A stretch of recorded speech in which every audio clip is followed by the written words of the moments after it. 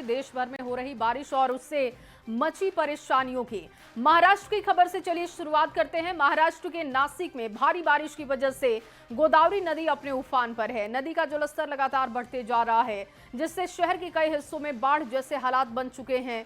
लगातार बारिश की वजह से गोदावरी नदी के उफान में किनारे पर बने कई मंदिर भी नदी में समा चुके हैं। और अब बात गुजरात की होगी। देखिए गुजरात में मानसून जमकर बरस रहा है, जिसकी वजह से कई जिलों में हालात मुश्किल भरे हैं। कच्छ की बात हो तो मूसलाधार बारिश की वजह से विजय सागर डैम ओवरफ्लो हो गया है। लगातार बारिश का असर नूधाताल नदी पूरे सबाब पर दिख रही है। नदी पर बना कंकावती डैम भी ओवरफ्लो होता हुआ दिख रहा है। और चलिए बात हिमाचल प्रदेश की, जहां हिमाचल प्रदेश में बारिश ने तबाही मचा दी है। अब तक 78 लोगों की जान जा चुकी है। 37 लोग लापता बताए जा रहे हैं। इतना ही नहीं, इस आपदा में 253 मवेशियों की मौत की जानकारी है, जबकि 10,000 पोल्ट्री बर्ड्स भी मारे गए। लोक निर्माण विभाग और जल शक्ति विभाग को मिलाकर राज्य को अब तक 566 करोड़ रुपए का नुकसान हो चुका है। लगातार हो रही बारिश से जनजीवन अस्त व्यस्त हो चुका है। पहाड़ दरकते जा रहे हैं, सड़कें टूट रही हैं और राहत बचाव का काम भी चल रहा है। लैंडस्लाइड की वजह से राज्य की 269 सड़कों पर यातायात बाधित है। चंबा मंडी जिले में बादल फटने की वजह से 5 पुल अब तक बह चुके हैं। और मंडी के थुनाग में आपदा से हुए नुकसान के बीच राहत बचाव का काम युद्ध स्तर पर चल रहा है। आज सुबह भारतीय सेना के 20 जवानों की एक टीम आपदा प्रभावित भनियाड़ गांव के लिए 20 राशन किट और दूसरी जरूरी चीजें लेकर थुनाग से रवाना हुई है। वहीं इसके अलावा आईटीबीपी के 30 जवानों की एक टीम सुबह ग्राम पंचायत पखरेर के लिए राशन और मेडिकल किट और अन्य सामग्री लेकर रवाना हुई।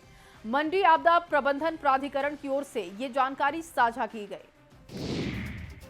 और अब खबर उत्तराखंड से है, जहां उत्तरकाशी में 29 जून को बादल फटने से हुई भारी बारिश और भूस्खलन से क्षतिग्रस्त यमुनोत्री हाईवे 8 दिनों के बाद भी नहीं खुल सका है। हाईवे को खोलने की कोशिश हो रही है। हालांकि सिलाई बैंड के पास अब तक सभी वॉश आउट रोड को खोल दिया गया है। ओजरी में भी हाईवे खोलने के लिए दिन रात वहां पर काम हो रहा है। और उत्तरकाशी में यमुनोत्री हाईवे 8 दिन से बंद है, जिसकी वजह से 2 दर्जन गांव का जिला मुख्यालय से संपर्क पिछले 7 दिनों से कटा हुआ है। यमुनोत्री हाईवे पर ओजरी के पास करीब 24 मीटर लंबे वैली ब्रिज का निर्माण शुरू कर दिया गया है। विभागीय अधिकारियों का कहना है कि पुल का निर्माण 5 दिन के भीतर पूरा करके आवाजाही भी यहां शुरू होगी।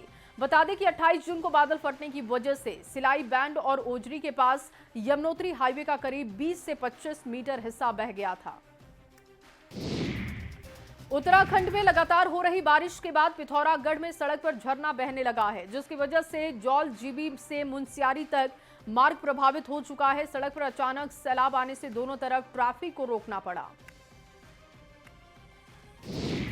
और अब बात दिल्ली एनसीआर की करते हैं। देखिए दिल्ली एनसीआर में सुबह सुबह बारिश हुई है। दिल्ली के महरौली में भारी बारिश के बाद सड़कों पर पानी भरा हुआ दिखा। महरौली बदरपुर रोड में लबालब पानी दिखा, जिसकी वजह से ट्रैफिक की रफ्तार धीमी पड़ी। दिल्ली के कई इलाकों में बारिश हुई है और बारिश के बाद रफ्तार पर ब्रेक लगता हुआ दिखा। और वहीं भीषण गर्मी से जूझ रहे दिल्ली और एनसीआर के लोगों को आज सुबह सुबह खुशखबरी मिली। सुबह से दिल्ली एनसीआर में रुक रुक कर बारिश हो रही है, जिससे मौसम बेहद सुहाना हो चुका है। मौसम विभाग के मुताबिक अगले 24 घंटे तक बारिश हो सकती है। लगातार हो रहे बारिश की वजह से तापमान में भारी गिरावट देखने को मिली। उमस से लोगों को राहत मिली है। दिल्ली एनसीआर में मानसून रफ्तार पकड़ते हुए दिख रहा है। एक बार फिर से बात महाराष्ट्र की करते हैं। देखिए महाराष्ट्र में मानसून की बारिश अब लोगों के लिए आफत बनती जा रही है। मूसलाधार बारिश की वजह से नासिक में गोदावरी नदी का जलस्तर काफी बढ़ गया है। गंगापुर डैम से पानी छोड़े जाने की वजह से निचले इलाकों पर बाढ़ का खतरा दिख रहा है। बीती रात नासिक का प्रसिद्ध रामकुंड भी डूब चुका है। और अब खबर मध्य प्रदेश से, जहां मध्य प्रदेश में आसमान से आफत थमने का नाम नहीं ले रही। लगातार हो रही मूसलाधार बारिश से जनजीवन अस्त व्यस्त है। शहडोल की बात हो तो बारिश के बाद पानी से भरा हुआ रेलवे स्टेशन दिखा। प्लेटफॉर्म तक पानी का कब्जा दिखा। रेल लाइन पर पानी भर गया है। कटनी की ढीमरखेड़ा तहसील में बारिश का पानी पुलिया के ऊपर से बहता हुआ दिखा। जिससे आवागमन वहां पर प्रभावित है। मंडला में नर्मदा का जलस्तर काफी बढ़ा हुआ दिखा, जिससे घाटों के किनारे छोटे बड़े मंदिर डूब चुके हैं। सिंगरौली की बात हो तो सिंगरौली में बारिश का पानी हाईवे पर घुटनों तक दिखा और लोगों के घरों में पानी घुस चुका है, जिससे आम जनमानस बुरी तरीके से प्रभावित हुआ। जबलपुर की भी बात करते हैं। जबलपुर में मूसलाधार बारिश से बरगी बांध का जलस्तर बढ़ चुका है। बांध के जलस्तर को नियंत्रित करने के लिए 9 गेट फिलहाल खोले गए। और देखिए, गुजरात में मानसून जमकर बरस रहा है, जिसकी वजह से कई जिलों में हालात मुश्किल भरे हो चुके हैं। कच्छ की बात हो तो मूसलाधार बारिश की वजह से विजय सागर डैम ओवरफ्लो हो गया है। लगातार बारिश का असर नूधातल नदी पूरे सबाब पर दिखी और नदी पर बना कंकावती डैम भी ओवरफ्लो हो चुका है। और अब बात बिहार की करते हैं। बिहार के भागलपुर से खबर, जहां भागलपुर में लगातार गंगा का जलस्तर बढ़ते जा रहा है और ऐसे में गंगा घाट पर श्रद्धालुओं की सुरक्षा बढ़ा दी गई। सुल्तानगंज के नमामि गंगे घाट और अजगैबीनाथ गंगा घाट पर जिला प्रशासन की ओर से बैरिकेडिंग की जा रही है। लोगों से बैरिकेडिंग के अंदर ही स्नान करने की अपील हो रही है। घाट का स्थानीय नाविकों के साथ साथ गोताखोरों की तैनाती भी घाट पर काफी देखी जा रही है।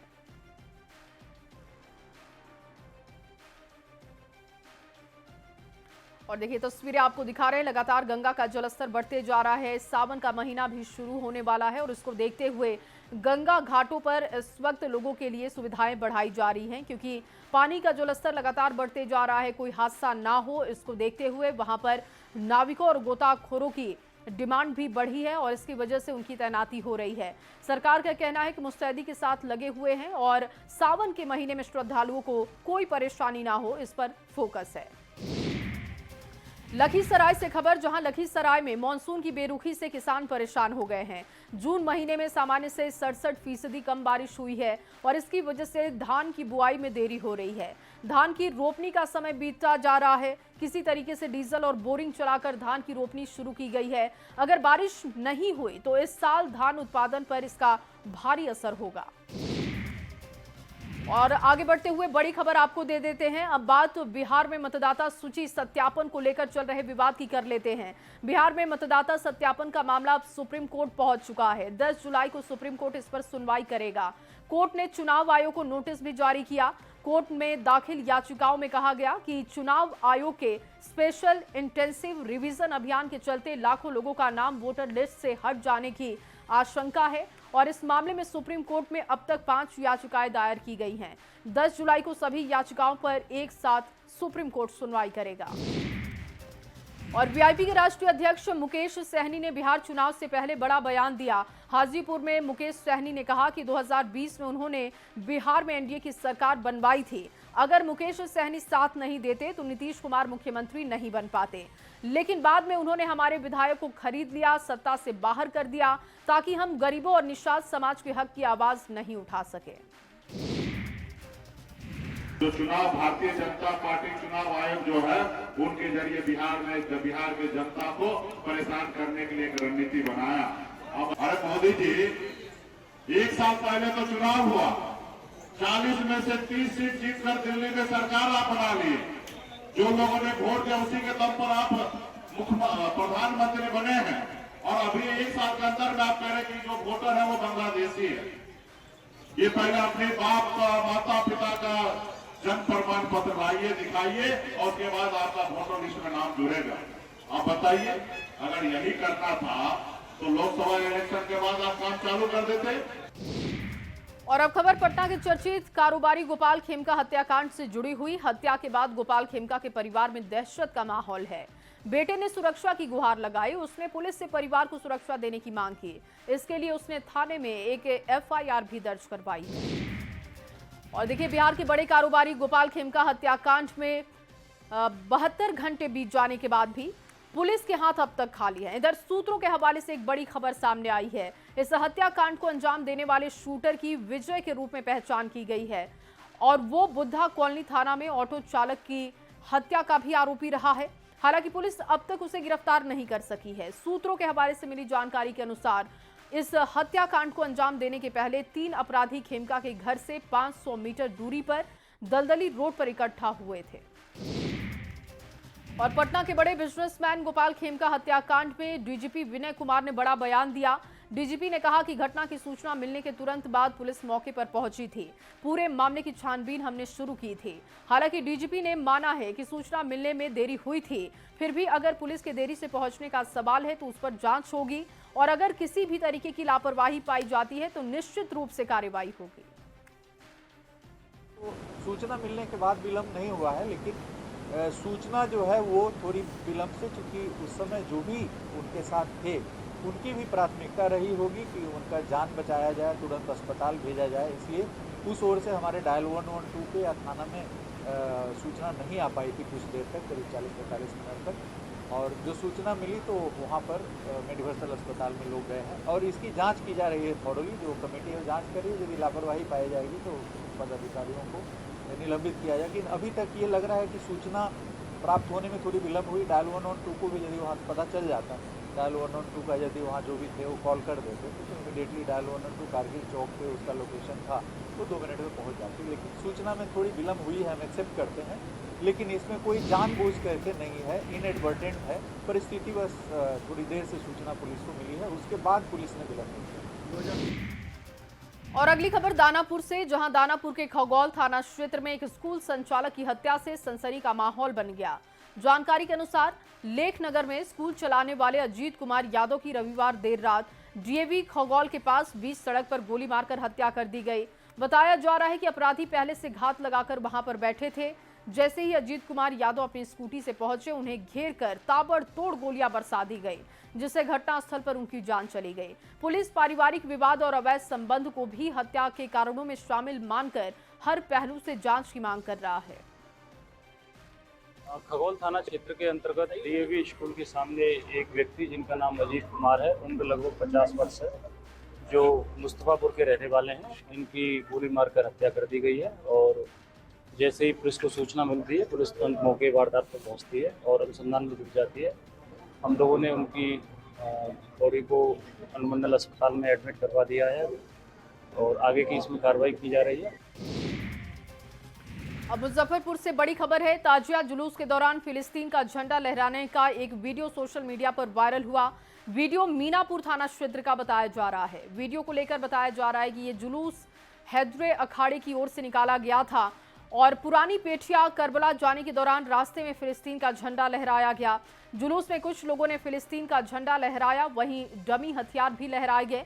मामले को लेकर अब मीनापुर थाने की पुलिस मामले में कार्रवाई शुरू कर चुकी है।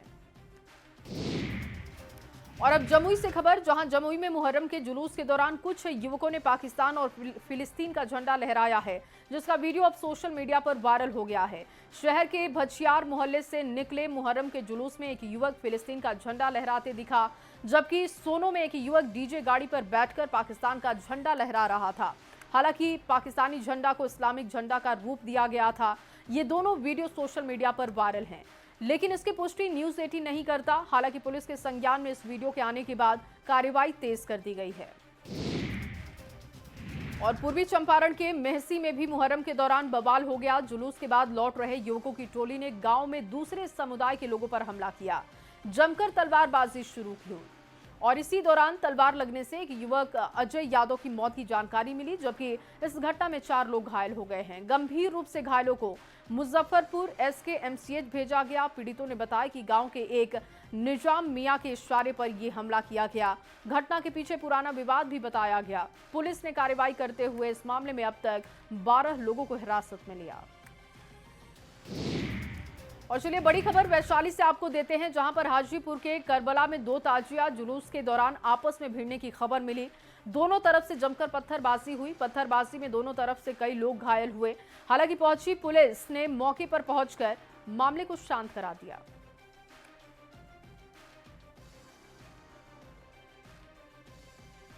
पहलाम के क्रम में जो है करबला के एंट्री गेट के पास 2 जुलूस जो बिकुपुर से आई थी, दोनों जुलूस में जो शामिल लोग थे, उनके बीच में खेलने को लेकर थोड़ा सा झड़प हुआ था। झड़प को तुरंत शांत कर लिया गया, किसी तरह की कोई समस्या नहीं हुई। और वहीं बिहार में मुहर्रम के दौरान शहर शहर बवाल पर अब आरोप प्रत्यारोप का दौर भी शुरू हो चुका है। बिहार के पीएचईडी मंत्री नीरज कुमार बबलू ने आरजेडी पर उपद्रव को हवा देने का आरोप लगा दिया। नीरज बबलू ने कहा कि मुहर्रम में तो लालू प्रसाद ताजिया को अपने घर में बुलाते हैं, लेकिन कभी वो दुर्गा पूजा के दौरान प्रतिमा विसर्जन में शामिल नहीं होते, ना ही माता की प्रतिमा उनके घर पहुंचती है। अभी तजिया के नाम पर, मुहर्रम के नाम पर जो बिहार में उपद्रव मचाया गया है, ये काफी दुखद और चिंताजनक है। हम समझते हैं कि आरजेडी के लोग इसको हवा देने में लगे रहते हैं और कहीं न कहीं हिंदू मुस्लिम का जो द्वंद्व होता है उसका फायदा आरजेडी को मिलता है। इसके लिए आरजेडी के लोग ये षड्यंत्र करते रहते हैं, तजिया को अपने घर में बुलाते हैं, सम्मान करते हैं। लेकिन आज तक लालू जी, मुझे नहीं लगता है कि जब दुर्गा माता का विसर्जन होता है कि माता की मूर्ति को अंदर लाए, ये नहीं करते हैं। तो कहीं न कहीं एक तरह से ये तुष्टीकरण का ये पराकाष्ठा है। और वहीं सीतामढ़ी के सुरसंड थाना क्षेत्र में भी ताजिया जुलूस के दौरान एक ही समुदाय के दो गुट आपस में भिड़ गए। देखते ही देखते दोनों तरफ से एक दूसरे पर लाठी डंडे चले, जिसमें दोनों पक्षों से 20 लोगों के घायल होने की खबर है। सभी घायलों को सीएससी भेजा गया। घटना के बाद भारी संख्या में पुलिस बलों की तैनाती हुई। हालांकि हालात अभी नियंत्रण में बताए जा रहे हैं। और अब नालंदा से खबर, जहां नालंदा के राजगीर के घोड़ा कटोरा झील का पर्यटक इन दिनों खूब लुत्फ उठा रहे हैं। राजगीर विश्व शांति स्तूप से घोड़ा कटोरा की दूरी करीब 8 किलोमीटर है और पर्यटक ई रिक्शा का सहारा लेकर यहां पर पहुंचते हैं। 11 जुलाई से श्रावणी मेले की शुरुआत भी हो रही है और इसको लेकर लखीसराय के इंद्रधनेश्वर महादेव अशोक धाम मंदिर में तैयारियां अंतिम रूप में है। मंदिर को भव्य तरीके से सजाया गया है। श्रद्धालुओं के लिए सुरक्षा के कड़े इंतजाम भी किए जा रहे हैं। भीड़ भाड़ वाली जगहों पर सीसीटीवी कैमरे भी लगाए गए। और पटना जंक्शन के आसपास का इलाका खाली कराया जाएगा ताकि ट्रैफिक में सुधार हो सके। मल्टी मॉडल हब बन जाने से जाम की समस्या थोड़ी कम जरूर हुई, लेकिन वेंडर्स के कारण अभी भी थोड़ी परेशानी वहां पर हो रही है। बुद्ध स्मृति मल्टी लेवल पार्किंग रोड में वेंडिंग जोन बनाया जा रहा है ताकि दुकानों को वहां पर शिफ्ट किया जा सके। और छपरा से खबर, जहां छपरा में बने बिहार के पहले होम्योपैथिक मेडिकल कॉलेज को पुनर्जीवित करने की कोशिश रंग ला रही है। डीएम ने इस कॉलेज में ओपीडी सेवा का उद्घाटन भी कर दिया। डीएम ने यहां के विकास योजनाओं का जायजा लिया। जल्द ही कॉलेज में सुविधाओं को बहाल करने की उम्मीद भी जताई। और चुनाव से पहले सीएम नीतीश ने एक बार फिर से नौकरी की सौगात दे दी है। एक अड़े मार्ग स्थित संवाद में सीएम नीतीश कुमार ने 7,468 एएनएम को नियुक्ति पत्र वितरित किया। कार्यक्रम में डिप्टी सीएम सम्राट चौधरी, मंत्री विजय चौधरी और स्वास्थ्य मंत्री मंगल पांडे भी मौजूद रहे। बता दें कि नीतीश सरकार 12 लाख लोगों को नौकरी देने के वादे को पूरा करने में जुटी हुई है। नियुक्ति पत्र देने के बाद सीएम नीतीश ने नवनियुक्त एएनएम को शुभकामनाएं दी और सभी को पूरी ईमानदारी और निष्ठा के साथ अपने कर्तव्यों का निर्वहन करने के निर्देश दिए। और अब खबर भारत नेपाल सीमा के भिट्ठा मोड़ के पास से है, जहां पर नेपाली पुलिस पर भारतीय पर्यटक के साथ मारपीट का आरोप लगा है। पर्यटक ने अपनी गाड़ी गलत जगह पार्क कर दी थी, जिसको लेकर नेपाली पुलिस आग बबूला हो गई और पर्यटक के साथ मारपीट करने लगी।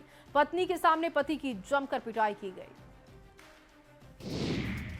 मोतिहारी से खबर, जहां मोतिहारी के रक्सौल में पुलिस ने 2 मानव तस्करों को गिरफ्तार किया। तस्कर उत्तर प्रदेश के गाजियाबाद के मोहम्मद रिजवान और मोहम्मद शेख बताए जा रहे हैं, जो 2 नाबालिग लड़कियों को नेपाल बेचने जा रहे थे। एसएसबी के जवान दोनों तस्करों को गिरफ्तार कर अब उनसे पूछताछ कर रही है। और बांका के जगतपुर की एक महिला बबीता देवी 1 महीने से लापता है। बबीता देवी भागलपुर इशाक चक थाना क्षेत्र में अपनी बेटी के साथ किराए के मकान में रहती थी। महिला के लापता होने के बाद उनकी बेटी मदद के लिए अधिकारियों के कार्यालय के चक्कर लगा रही है। आखिरी बार महिला को मायागंज अस्पताल के पास देखा गया। और इस बीच बड़ी खबर, वोटर लिस्ट सत्यापन विवाद का ये पूरा मामला है। सूत्रों के हवाले से इस पर बड़ी जानकारी जो मिली है आपके सामने रख रहे हैं। विपक्ष के आरोप पर ईसी का जवाब सामने आ चुका है और ईसी ने जवाब दिया है वोटर लिस्ट सत्यापन को लेकर। सूत्रों के हवाले से ये बड़ी खबर सामने आई है। आरोप लगाने वाले खुद कंफ्यूज हैं। इसी की तरफ से ये जवाब दिया गया है। हर बीएलओ पूरी तरीके से ट्रेंड है और हर पार्टी के बीएलओ को सब पता है। हर पार्टी के बीएलओ को भी सब पता है। देखिए, ये जवाब दिया गया है नीरज कुमार इस वक्त हमारे साथ ज्यादा जानकारी के साथ जुड़ चुके हैं। नीरज, विपक्ष के आरोपों का इसी ने जवाब दिया है, विस्तार से जानकारी दीजिएगा।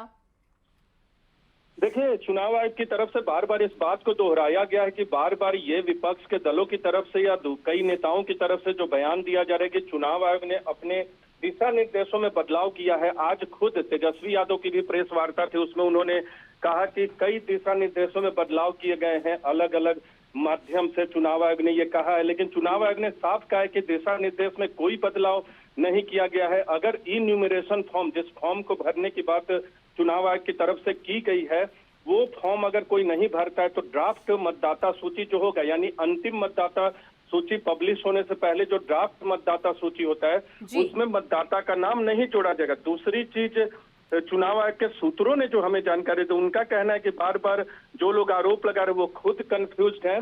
बीएलओज हो या बीएलएज हो, सबको पूरी प्रक्रिया की जानकारी है और उसी हिसाब से कामकाज किया जा रहा है। बहुत शुक्रिया नीरज तमाम जानकारी के लिए। तो देखिए, वोटर लिस्ट सत्यापन का मामला है ये, और विपक्ष के आरोपों पर ईसी ने जवाब दिया है। दरअसल तेजस्वी यादव लगातार ईसी पर आरोप लगा रहे थे और इसी को लेकर ये जवाब दिया गया कि हर बीएलओ पूरी तरीके से ट्रेंड है और हर पार्टी के बीएलए को भी सब कुछ पता है, किसी भी तरीके का कंफ्यूजन नहीं है। कंफ्यूजन उसको है जो आरोप लगा रहा है, यानी कि सीधे तौर पर तेजस्वी यादव और विपक्ष को टारगेट करते हुए ये जवाब दिया गया है इसी की तरफ से।